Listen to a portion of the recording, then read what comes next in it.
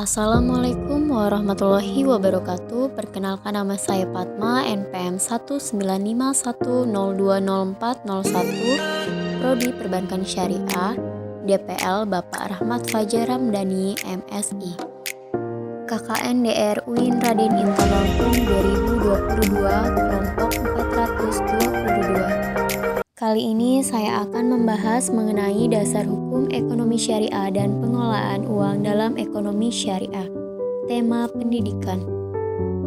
Saya akan membahas terlebih dahulu mengenai dasar hukum ekonomi syariah. Apa sih dasar hukum ekonomi syariah itu?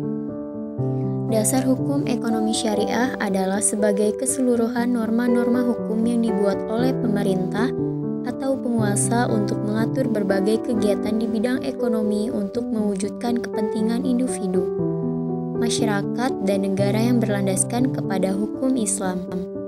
Contoh dasar hukum ekonomi syariah. Contoh yang pertama ada Al-Quran. Al-Quran merupakan dasar hukum ekonomi Islam yang abadi dan asli, merupakan sumber hukum-hukum syara secara keseluruhan, karena penjelasan-penjelasan as-sunnah berasal dari Al-Quran. Sebagai sumber pokok bagi semua hukum Islam telah menjelaskan dasar-dasar hukum seperti memerintahkan kepada manusia agar memenuhi janji perikatan dan menegaskan halalnya jual beli beserta haramnya riba. Selanjutnya ada hadis, yaitu ekonomi syariah menggunakan hadis sebagai landasan hukum.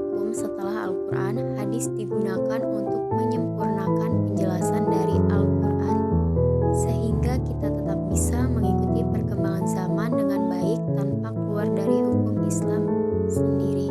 Selanjutnya ada ijma, yaitu landasan hukum ekonomi syariah, fatwa-fatwa dari para ulama yang telah disepakati bersama dan tentunya tetap berlandaskan pada Al-Quran.